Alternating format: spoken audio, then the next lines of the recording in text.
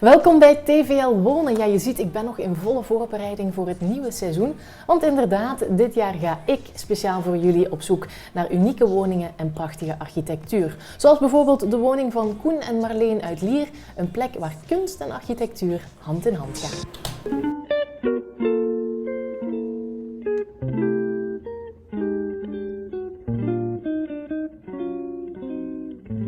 We zakken af net over de Limburgse grens in de Antwerpse Kempen, meer bepaald in Berlaar. Daar worden we ontvangen door kunstenaar Koen Nelissen en zijn vrouw Marleen.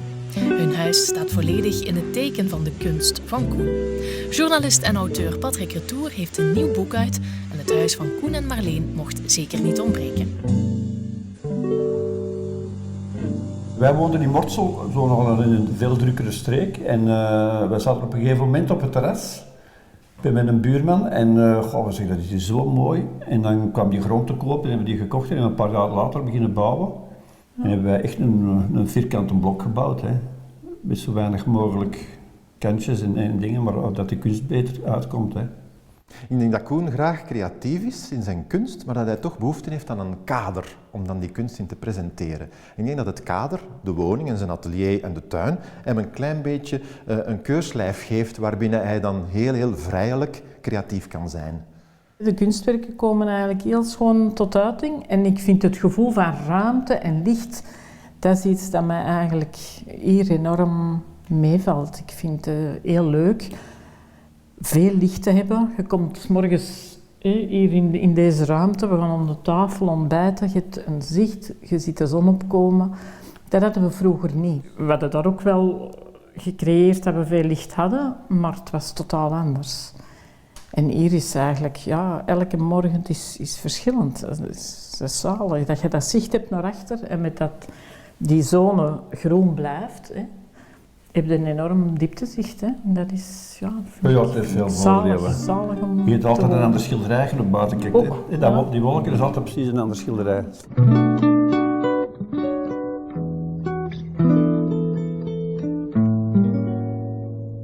Huizen en appartementen die wij brengen in reportagevorm, die voldoen allemaal aan in eerste instantie de norm dat ze persoonlijkheid uitstralen. En dat begint natuurlijk bij de mensen die er wonen, die een beetje hun hart en ziel in het geheel steken. En probeer die woonboeken eigenlijk te schrijven als een roman. Dus ze lezen dan ook zo'n beetje als een verhaal. Je rolt van het ene hoofdstuk in het andere, je ontdekt de mensen achter de gevels. Maar in eerste instantie zijn het allemaal verhalen die je graag ontdekt en waar je met een glimlach op terugdenkt als je dan de anekdotes ziet en verneemt. En een beetje het accent te leggen op kunst in huis.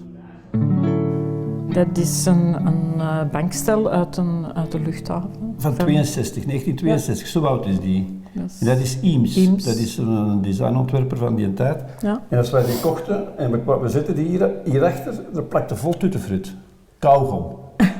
Ja, en dat was van mensen die in de vlieghaven stonden te wachten, die plakten dat er allemaal eronder. Hè. Dan heb ik massa's kauwgom afgehaald. Ja. Maar er is niks aan. Dat is in perfecte staat. Dat is ongelooflijk sterk materiaal.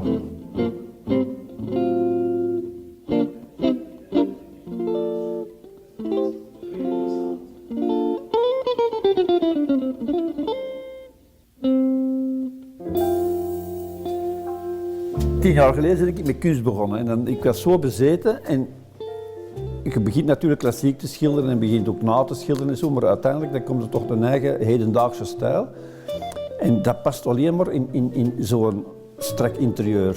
Ja, ik wilde eigenlijk zo weinig mogelijk onderhoud hebben naar de toekomst toe. Weinig kasten, zo alle ballast weg, alles in de keuken. Want je bent zo gefocust en je bent zo met kunst bezig, dat is een passie. En dat slorpt je zo op dat je eigenlijk de rest als ballast ziet. En dan is het niet beter dan een heel clean, strak huis. Ook je leven moeten inrichten dat je rust hebt. Hè. En nu kan ik rustig kunst maken. Ik heb er een grote atelier in staan. En dan zelfs ga je dat zien, boven heb ik een galerij, dus dat kan ik tentoonstellen. Ja. En wij zijn volkomen gelukkig, hè Jeff? Ja.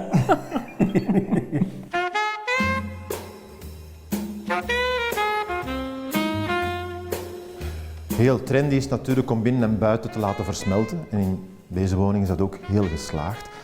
Je gaat vlot van het een in het ander. Het is een heel groot geheel, maar toch weet men door de onderverdeling en door hoe dat de ruimten met elkaar corresponderen, een zekere knusheid, gezelligheid te creëren. Voilà, en nu gaan we naar de eerste verdieping. Dat is eigenlijk een verdieping die wij hebben bijgezet omdat we het moesten van de gemeente. Wij wilden eigenlijk eerst bouwen, gelijkvloers. En dat mocht niet van de gemeente. En dan hebben wij hier een polyvalente zaal gebouwd, die ik nu gebruik als tentoonstellingsruimte. En hier speel ik ook viool, omdat dat heeft een hele goede akoestiek voor mijn viool. En hier leg ik dus de relatie tussen de muziek en mijn beelden. Ja, waar ik een beetje in gespecialiseerd ben, dat is in eigenlijk het eglomisé schilderen. Dat wil zeggen achter glas schilderen, op het glas. Dus ik heb een glas voor mij, ik heb een foto, in dit geval Obama. En dan schilder ik die persoon, Obama, langs de achterkant van het glas. De moeilijkheid ervan is, als je je verf op je glas zet, je kunt ze nooit meer wegvegen. Dus je moet in één keer heel je portret afmaken zonder fouten. Iemand anders die op canvas schildert, die schildert van achter naar voor, maar hier schildert hij eigenlijk van voor naar achter. En dat is eigenlijk een moeilijke techniek. Het moet er in één keer juist op staan of het is mislukt.